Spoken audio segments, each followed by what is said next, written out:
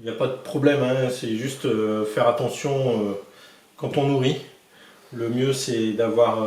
Salut tout le monde. Alors aujourd'hui on se retrouve pour vous présenter une espèce que j'affectionne particulièrement, les larves carinata. Voilà, je vais vous montrer ça.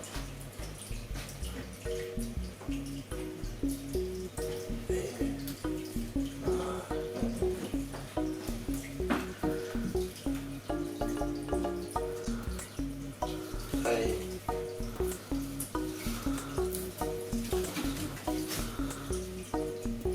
Donc voilà une petite couleuvre de caractère qui a un petit surnom. Donc on l'appelle la déesse puante. Elle a fait les frais. Ouais, Steven en a fait les frais, j'ai essayé de sortir la femelle, elle était pas très réceptive. Et du coup il s'est pris un coup de muscle un peu... Voilà, donc là vous le sentez pas mais ça embaume bien la pièce, c'est sympathique. Voilà. Bon après, bon, ça a un autre système de défense aussi, hein. Ça, bon, vous entendez peut-être, il souffle, il tape.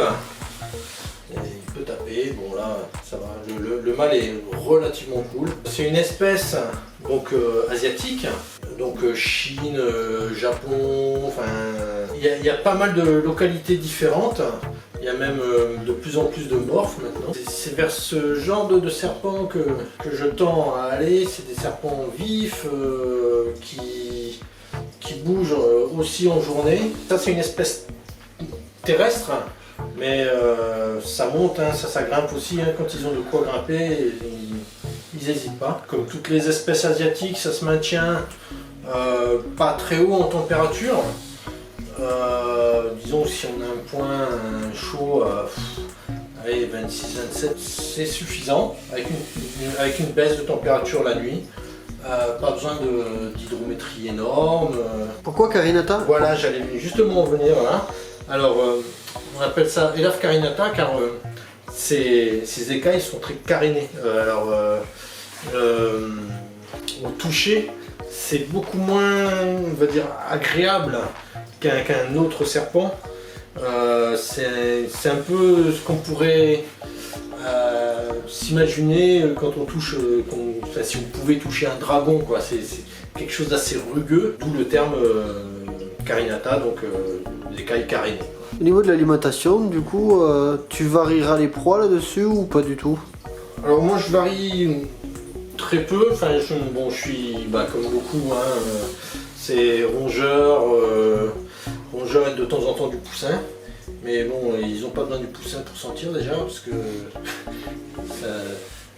c'est quand même des espèces relativement odorantes. Enfin, quand on les manipule, elles n'aiment pas trop ça, donc du coup, voilà, elles se défendent un peu, ça pue quoi.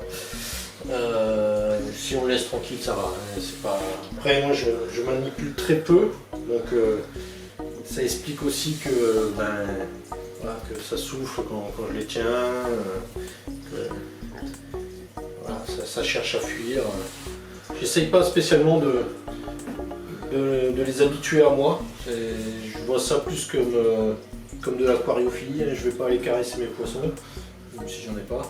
Mais enfin voilà, je vois plus ça comme ça, quoi. Là c'est vraiment exceptionnel que je les sors. Par contre c'est une espèce qui est considérée un peu comme ophiophage. Moi je les maintiens ensemble. Alors ophiophage, c'est-à-dire qu'il peut manger d'autres serpents. Moi je les maintiens ensemble.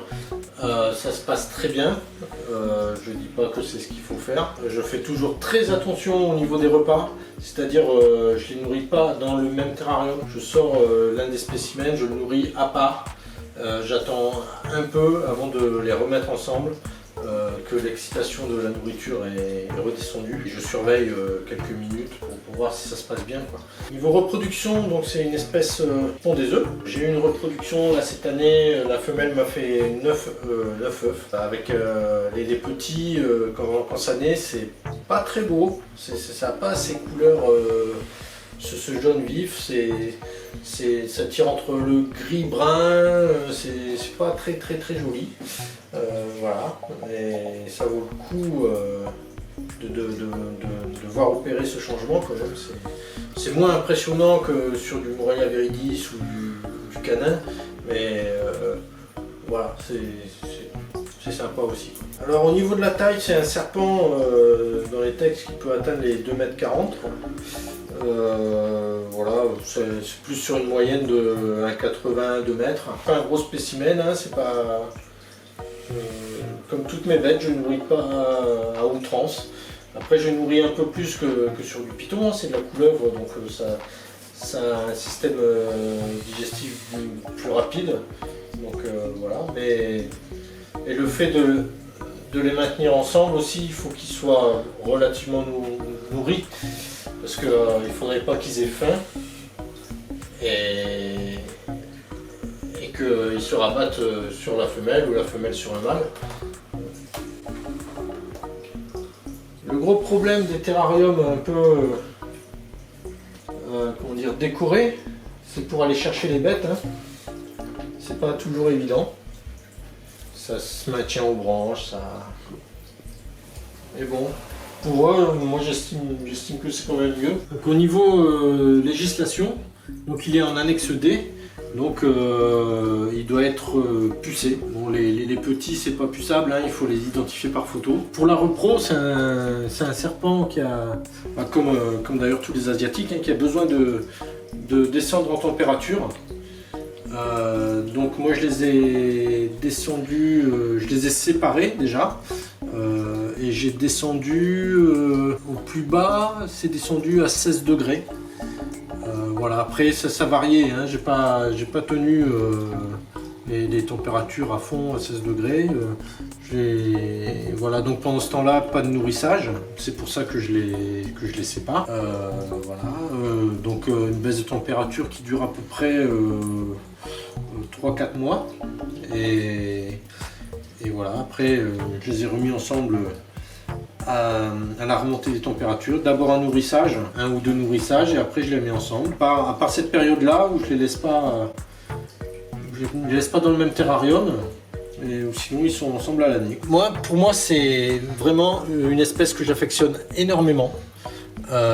C'est curieux, vif, hormis, on va dire, l'odeur quand on manipule, qui est un peu désagréable, enfin un peu beaucoup. Ou sinon, c'est vraiment une espèce très intéressante à observer. Elle vous observe aussi, hein, d'ailleurs, quand vous venez dans la pièce, ça regarde pas mal. Voilà, une espèce que je recommande à tout le monde. C'est pas très dur à maintenir. Si les espèces asiatiques vous ont plu, je vous propose de vous en présenter d'autres pour la semaine prochaine.